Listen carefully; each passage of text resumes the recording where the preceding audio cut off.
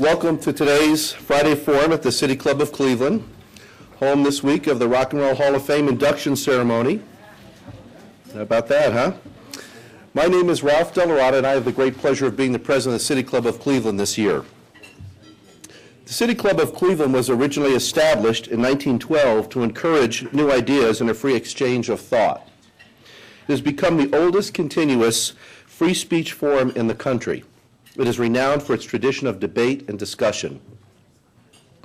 Today, our City Club is an organization where its diverse members participate in wide-ranging, high-quality forums, as well as, I must say, great camaraderie. We are a civic center where the Cleveland community comes together to encounter and challenge important ideas. And lastly, an electronic forum, perhaps aptly today, an electronic forum open to our nation as a whole.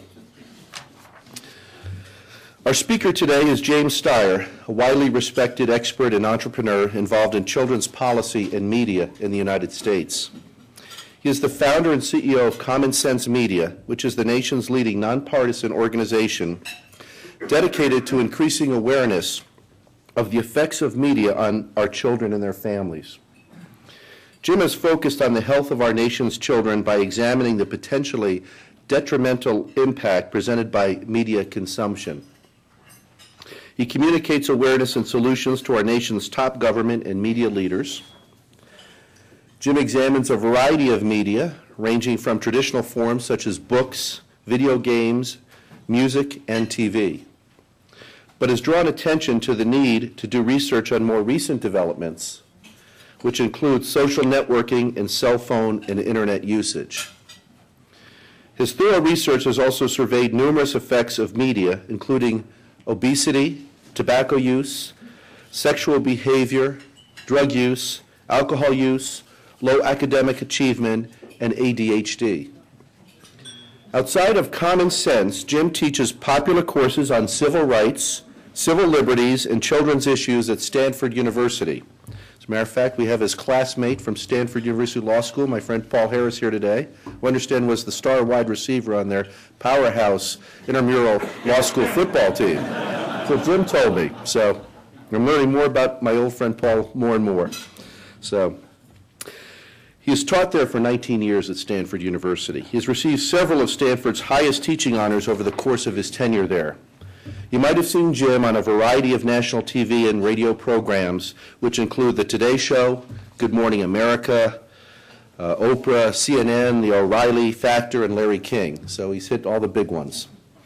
He also hosts a regular weekly segment, Kids and the Media, on local TV in San Francisco, and has been featured in numerous publications, including the New York Times, the Washington Post, USA Today, Newsweek, the Wall Street Journal. I could go on and on.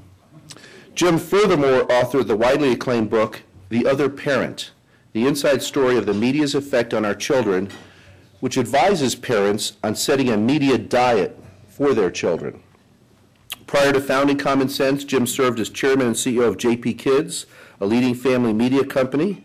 He also founded and presided over Children Now, a top national advocacy and media organization for children. Jim began his career, interestingly enough, as an elementary school teacher, and then became a public interest lawyer.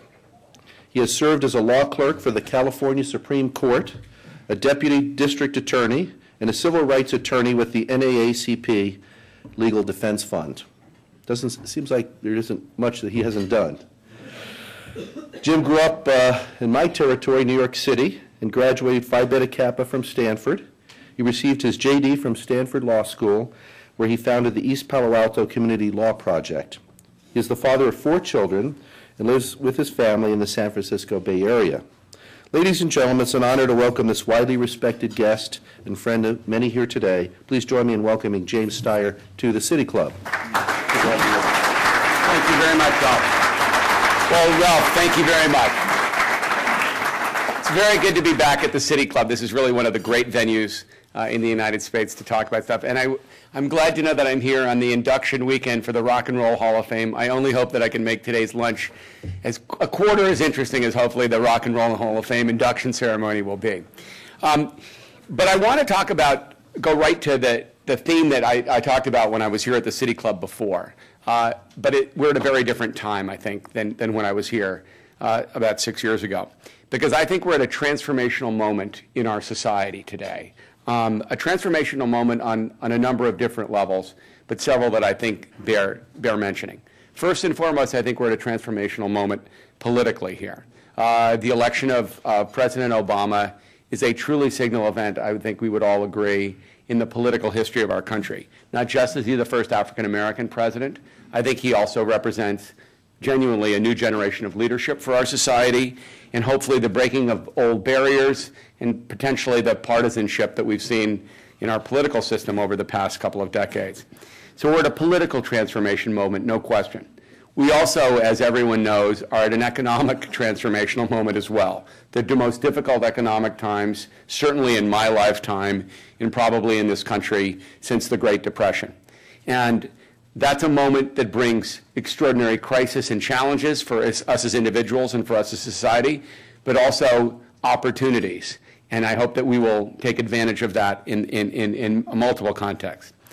And finally, I think we're at a transformational moment in terms of the lives of young people. And I'm glad we have young people here as part of our audience today, because I think we really are at a transformational moment, partly because of the political and economic transformation we're going through, but also because our education system, our healthcare system, our early childhood areas, all are in sore need of investment and change.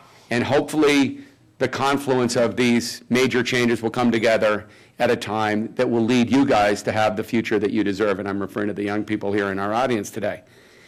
And all of that will be affected by one final and I think fundamental transformation that we're all living through today, which is the transformation in our media and technology environment, which is changing at warp speed as we speak in ways that are simply dramatic. You know, 5.5 years ago, I believe it was, I came to the City Club because I had just authored a new book, The Other Parent, The Inside Story of Media's Effect on Our Children, which Ralph had mentioned. And the basic message in that was, whether you like it or not, as a parent, as an educator, as a community and in your community, and quite frankly, as a young person today, there's a stranger in the lives of all kids. And kids spend far more time with that stranger on average than they do with their parents, in school, or in any other activity. In fact, almost as much time, if not more, than they spend sleeping. And the stranger that I'm talking about is the media. And the media that we grew up with and we tend to think of, if you're my age, are things like movies and television. In fact, I remember when I was growing up, the controversies in media were when the Smothers Brothers were kicked off television for being too risque. And when I'm sure some of the people remember that. And when they moved All in the Family to 9 o'clock on nights because it was inappropriate for family viewing, and there was a family hour, which was a voluntary agreement among the 3 broadcast networks that nothing inappropriate would be aired on network television, because that was the only kind of television there was, before 9 p.m. at night. There was no cable television. There were no, in fact, any computers. The first computer that I saw with my friend Mr. McLean over here in high school was about the size of the podium that I'm standing in front of here. And in fact, and the concerns that parents and societal leaders had in those days were about the wild days of rock and roll led by the Beatles and the Rolling Stones. And now everybody waxes eloquently wishing for the days of the Beatles, and who only wanted to hold our hand. So I would tell you that there has been a fundamental transformation in the world of media since we were growing up. But there's also been one in the 5.5 years since I last spoke at the City Club.